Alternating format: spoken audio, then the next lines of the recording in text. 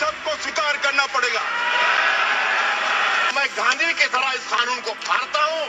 ये अनकॉन्स्टिट्यूशनल है sir.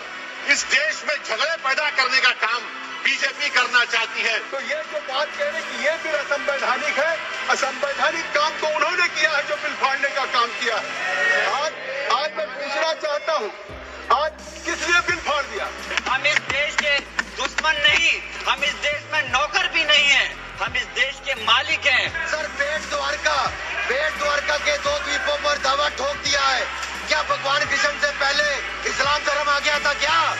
Bharatiya Janata party के अंदर मुकाबला चल रहा है कि खराब हिंदू कौन बड़ा है। मैं इस्लामिक देशों का नाम पढ़ूंगा जहां वक्त का वजूद नहीं। Yeah, hi everyone. My name is Ravi Irlapelli. Welcome back to my channel. Today we'll discuss about Waqf board. So చాలా వరకు చాలా పెద్ద ఇది మన ఇండియన్ ఇష్యూ. సో ఇందులో ఏంటంటే అసలు వక్ఫ్ బోర్డ్ అంటే ఏంటి, సో వక్ఫ్ బోర్డ్ ఇంతకుముందుకు ఎలా ఉండేది, ఇప్పుడు ఏం ఇంప్లిమెంట్ చేశారు, సో ఆ బిల్లు లైక్ వక్ఫ్ బోర్డ్ బిల్ ఇప్పుడు రీసెంట్గా పాస్ అయింది కదా, ఆ సవరణ ఏం చేశారన్నది విల్ డిస్కస్ ఇట్. అసలు ఇది ఎవరికి లాభం, అసలు ఇందులో ఎవరు ఉంటారు ఏంటి అనేది తెలుసుకుందాం. ద క్లియర్ కమ్యూనికేషన్ నాకు తెలిసిన ఇన్ఫర్మేషన్ ప్రకారం మీకు క్లియర్గా ఎక్స్ప్లెయిన్ చేయడానికి నేను ప్రయత్నిస్తాను. ఫస్ట్ ఆఫ్ ఆల్ ఏంటంటే మనం వక్ఫ్ అంటే ఏంటి, ఈ వక్ఫ్ అంటే ఏంటి తెలుసుకుందాం. ఈ వక్ఫ్ అనేది ఒక ఇస్లామిక్ వర్డ్. సో ఇది ధర్మం ప్రకారం దేవునికి అంకితమైన ఆస్తి. సో ఈ ఆస్తిలో ఎవరు ఉంటారు ఏంటి అనేది దీనికి ఒక సామాజిక సేవల కోసం లైక్ ఏంటంటే పబ్లిక్ ఒపీనియన్ అంటే పబ్లిక్ యూజ్ అయ్యే విధంగా దీన్ని వాడతారు. లైక్ ఉదాహరణకు మసీదులు కానీ, ఇస్లామిక్ పాఠశాలలు కానీ, దర్గాలు కానీ, లైక్ ఆసుపత్రులు కానీ, అనాథాశ్రమాలు కానీ, సో ఈ విధంగా ఈ చట్టంలో ఉంటుంది. సో ముఖ్యంగా ఏంటంటే వక్ఫ్ బోర్డ్ అంటే ఏమిటి, అసలు వక్ఫ్ బోర్డ్ అంటే ఏంటి, అసలు ఈ వక్ఫ్ బోర్డులో ఎవరు ఉంటారు, అసలు ఏం చేస్తుంది ఏందని తెలుసుకుందాం. సో వక్ఫ్ బోర్డ్ అనేది ఏంటంటే ప్రభుత్వ ప్రాతినిధ్యం ఉన్న ఒక సంస్థ. ఇది వక్ఫ్ ఆస్తుల పరిరక్షణ, నిర్వహణ, అభివృద్ధి కోసం పనిచేస్తుంది. ఇది రాష్ట్రాల వారీగా ఉండే ఒక ప్రభుత్వ సంస్థ. సో ముఖ్యంగా ఏంటంటే ఇది ఈ విధంగా చెప్పుకోవచ్చు. ముఖ్యంగా ఏంటంటే ఈ వక్ఫ్ బోర్డులో ఉన్న ప్రధాన బాధ్యతలు, సో ఈ ముఖ్యంగా ఉన్న లైక్ ఏంటి, అసలు దీన్ని విజన్ ఏంటి, లైక్ ఏం చేశారు ఏంటని తెలుసుకుందాం. సో ముఖ్యంగా ఇక్కడ ఏంటంటే వక్ఫ్ ఆస్తులు నమోదు ఏంటంటే మసీదులు, దర్గాలు, సో లైక్ ఇతర వక్ఫ్ ఆస్తుల వివరాలు నమోదు చేయడం. సో ఆస్తుల పరిరక్షణ అనేది ఏంటంటే ఈ ఆస్తులపై ఆక్రమణలు జరగకుండా కాపాడటం. సో పరిశీలన అంటే లైక్ ఇలా ఉంటుంది, ఈ ఆస్తుల ఆర్థిక లావాదేవీలు, లీజులు, అద్దెల వివరాలు పరిశీలించడం. సో ముఖ్యంగా సేవా కార్యక్రమాలు ఏం చేయొచ్చు, సో ఈ బోర్డులో ఉన్న లైక్ ఈ భూములు లైక్ విద్య, వైద్యం, సంక్షేమ రంగాల్లో సేవా కార్యక్రమాలు నిర్వహించడం. సో ఇక్కడ వివాద పరిష్కారం ఏంటంటే వక్ఫ్ ఆస్తులకు సంబంధించిన చట్టపరమైన వివాదాలను సో పరిష్కరించడం. సో ఇంకొకటి ఏంటంటే మీకు తెలిసిన క్లియర్ ఇన్ఫర్మేషన్ ఏంటంటే మతవలీల నియామకం. వక్ఫ్ ఆస్తుల నిర్వహణ బాధ్యత వహించే వ్యక్తులను మతవలీలు నియమించడం, పర్యవేక్షించడం. సో ముఖ్యంగా తెలంగాణ వక్ఫ్ బోర్డు కూడా ఉంది. తెలంగాణలో కూడా ప్రత్యేక వక్ఫ్ బోర్డు అనేది ఉంది. దీని అధ్యక్షుడు, చైర్మన్, CEO, ఇతర సభ్యులు ఉంటారు. సో హైదరాబాద్లో కూడా మన వక్ఫ్ బోర్డు కూడా ప్రధాన కార్యాలయం ఉంది. సో ముఖ్యంగా ఈ విభాగాలు ఏంటంటే మసీదు మరియు ప్రార్థనా స్థలాల అభివృద్ధి చేయడం, విద్యా సంస్థలకు మద్దతు చెల్లగడం, లీగల్ సెల్ చట్టపైన సలహాలు, కేసులు, వివరణ, ఆస్తుల డేటాబేస్ నిర్వహించడం. ఈ వక్ఫ్ చట్టం అనమాట.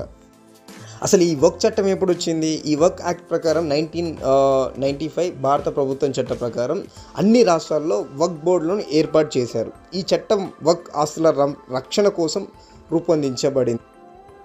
ఫైనల్గా ఈ వక్ఫ్ 2025 సవరణ బిల్లు లైక్ ఏంటంటే ఇంప్లిమెంట్ ఏం చేశారు, సో బిల్ ఎప్పుడు పాస్ అయింది, సో ఎక్కడ పాస్ అయింది, ఎవరు పాస్ చేశారు అనేది తెలుసుకుందాం.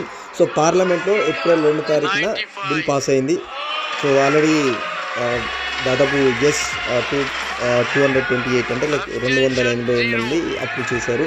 సో అదేవిధంగా 4th రోజు మనము రాజ్యసభలో బిల్లు కూడా అప్రూవ్ అయింది. సో ఎస్కి 128 మెంబర్స్ అనేది అప్రూవ్ చేశారు. సో లైక్ వ్యతిరేకం ఏంటంటే ఇండియా కూటమిలో ఉన్న లైక్ పార్టీస్ ఎవరైతే ఉన్నారో వాళ్ళు సపోర్ట్ చేయలేదు. సో బీజేపీ కూటమిలో ఉన్న పార్టీస్ ఏవైతే ఉన్నాయో సపోర్ట్ చేశాయి. సో ఫైనల్గా అయితే బిల్ అయితే పాస్ అయింది. సో బిల్ పాస్ అయింది.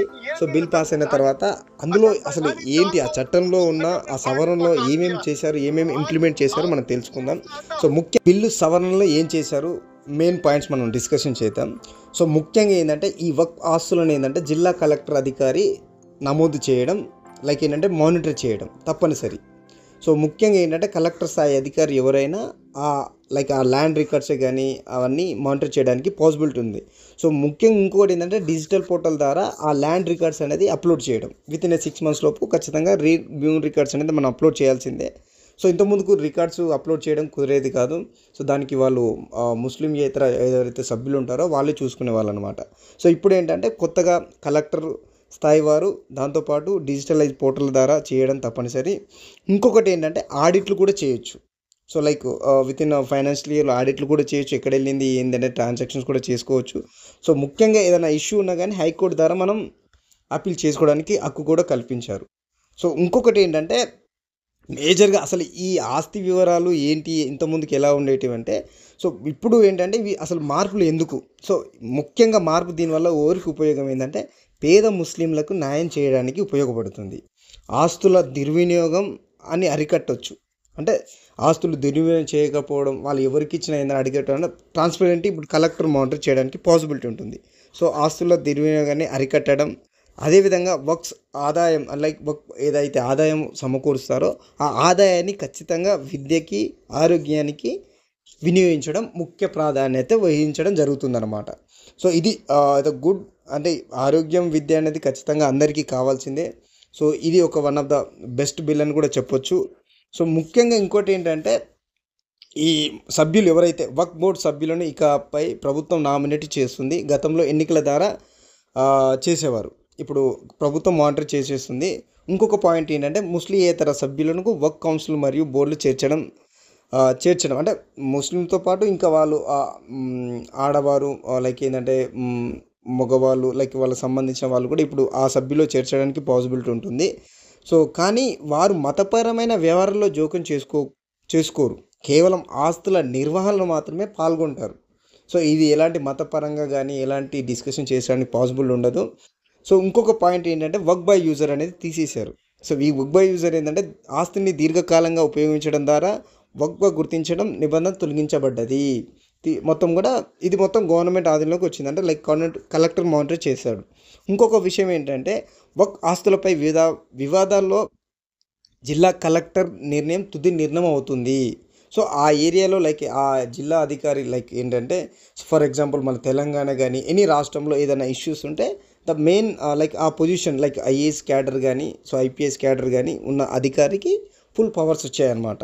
సో ఆ రికార్డ్స్ అనేంత భూమి రికార్డును కూడా డిజిటలైజ్ చేయడం ద్వారా మనకు ఉంటుంది. ఇంకొక ముఖ్య ఉద్దేశం ఏంటంటే మన దేశంలో చాలా వరకు ఏంటంటే చాలా భూములు ఉన్నది ఎవరికంటే రైల్వే శాఖ, అదేవిధంగా ఏంటంటే ఆర్మీ, తర్వాత ఎక్కువ భూములు ఉండేదంటే ఈ వక్ఫ్ చట్టం, ఈ వక్ఫ్ భూములే ఎక్కువ ఉన్నాయన్నమాట ఈ భూములు. సో ఇవన్నీ మనం this is or like update సవరణలో చేసిన ఇన్ఫర్మేషన్ ప్రకారం. ఇంకొక విషయం ఏంటంటే నేను మీకు చెప్పాలనుకున్నా, మన ఇండియన్ ఆర్మీ అదేవిధంగా రైల్వే, సో అదేవిధంగా ఏదైతే భూమ్స్ ఉన్నాయో సో తర్వాత కూడా మేజర్ ఇంకోటి అంటే వక్ఫ్ బోర్డ్ ఈ ల్యాండ్స్ కూడా ఎక్కువ ఉన్నాయన్నమాట. సో ఇండియన్ ఆర్మీ, రైల్వే తర్వాత వక్ఫ్ బోర్డ్ అంత ఆస్తి ఉంది. సో ఇవన్నీ ఏంటంటే డిజిటలైజ్ చేయడం లేకపోవడం వల్ల సో గవర్నమెంట్ కూడా రికార్డ్స్ అనేది లేకపోవడం జరిగింది.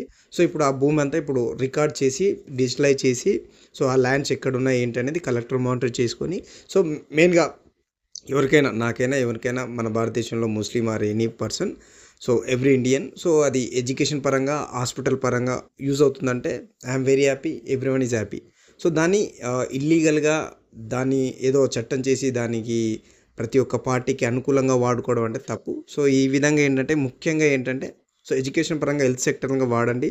సో ఇది నాకు తెలిసిన ఇన్ఫర్మేషన్ మీకు చెప్పాను. Thank you so much. So and support me.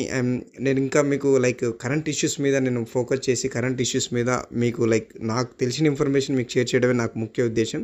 Thank you so much. Thank you.